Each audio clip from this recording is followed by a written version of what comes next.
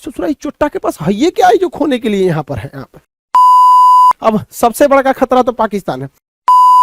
भारत से भी कई राज्य हैं जिनसे अच्छा संकेत नहीं है। समझिए ध्यान से, किसी भी स्टेट का या देश का जीडीपी जो होता है वो ये दिखाता है कि इस साल वहां पर कितने प्रोडक्शन होंगे एक साल में, और उस जीडीपी के बाद डेब्ट टू जीडीपी रेशियो निकाला जाता है कि जितना प्रोडक्शन एक साल होगा उसका कितना % लोन चुकाने में जाएगा। तो लोन लेना गलत बात नहीं है, बट एक लिमिट में लेना चाहिए। यहाँ पर कहा जाता है कि जीडीपी का 20% अगर आप लोन लिए हैं तो ये एक नॉर्मल चीज है, यहाँ तक ठीक है, लेकिन इससे ज्यादा जाता है तो खतरनाक माना जाता है, और 60% क्रॉस किया तो एकदम ये डेंजर हो जाता है। 60% से ज्यादा डेब्ट टू जीडीपी रेशियो नहीं होना चाहिए। अब होगा कैसे भाई, साल भर में हम जितना कमा रहे हैं उसका 60% उसी में ब्याजें चुकाने में, लोन में कर दें, बचेगा क्या हमारे पास।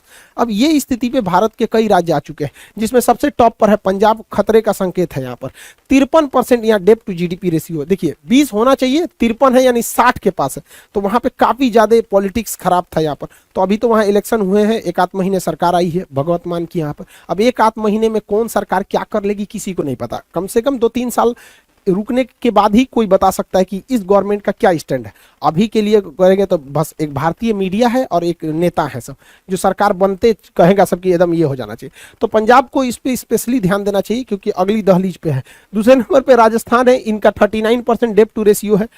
उसके बाद 38% पश्चिम बंगाल का है, 34% उत्तर प्रदेश का है, और आंध्र प्रदेश का 32% डेब्ट टू जीडीपी रेशियो है। यानी ये लोग श्रीलंका जैसी स्थिति के लिए मतलब अब धीरे धीरे जा रहे हैं। 60% थ्रेशोल्ड क्रॉस कर जाएंगे तो बहुत दिक्कत हो जाएगा यहाँ पे। श्रीलंका का डेब्ट टू जीडीपी रेशियो 110% था, इसलिए डूबा यहाँ पर। ग्रीस जो डूब गया 2012 से 15 के बीच में पूरी तरह, उसका डेब्ट टू जीडीपी रेशियो 200% था, इसीलिए पूरी तरह से चौपट होगा। हमारे अगल बगल के कई देश भी हैं जो इसी संकट में आने वाले हैं, जैसे नेपाल। केपी शर्मा ओली याद होंगे आपको, क्या नौटंकी किया था इस बंदे ने, पूरी तरह भारत और नेपाल के रिश्तों को खराब करके रख दिया। ठीक हुआ ये गया, वरना भारत और नेपाल के रिश्ते को एकदम रसातल पे गिरा देता। इसका डेब्ट टू जीडीपी रेशियो 53% है। यहाँ के वित्त मंत्री को पता ही नहीं है कि ये डेब्ट टू जीडीपी रेशियो होता क्या है यहाँ पर।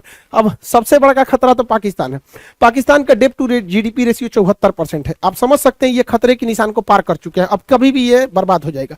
खतरा इसलिए है कि पाकिस्तान एक परमाणु संपन्न देश है, और परमाणु संपन्न देश का स्टेबल रहना जरूरी है, क्योंकि अगर वहां गृह युद्ध होगा और श्रीलंका जैसी स्थिति होगी, यूक्रेन जैसा स्थिति हो गया, सीरिया जैसा स्थिति हो जाएगा, तो किसी के हाथ में परमाणु बम लग जाएगा, उसे कहीं चला देगा। अब पता चला आप मोहल्ले के किसी नॉर्मल आदमी को AK-47 निकाल दीजिए तो बरस करेगा इसे 47 लेके ले। तो भाई बड़े हथियार जिम्मेदार देशों के पास होना चाहिए। तो भारत के लिए भी एक चिंता का विषय, वहाँ आतंकवादी हर गली में एगो मिलेगा, कोनो को मिल गया परमाणु बम सीधे चला देगा भारत के ऊपर, ये नहीं देखेगा कि सोच रहा कितना दूर जा पाएगा नहीं। तो देखिए डर उसको होता है जिसके पास खोने के लिए कुछ हो, जैसे भारत है, अमेरिका है, ब्रिटेन है।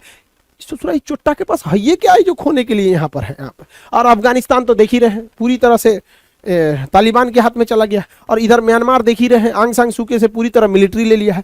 तो यहाँ पे म्यांमार में तानाशाही होगा, अफगानिस्तान में तानाशाही होगा। तो दूगो इधर से बर्बाद और ये दूगो कर्जा में बर्बाद, नेपाल और ये आपका पाकिस्तान। तो देखिए अब आगे क्या होता है, बट श्रीलंका को तो बर्बाद होना फिक्स है। बाकी दुनिया के देशों से भी हाथ जोड़ कर विनती है कि सीखो कुछ, श्रीलंका से किस तरह बर्बाद हुआ, चाइना के डेब्ट ट्रैप में मत फंसो।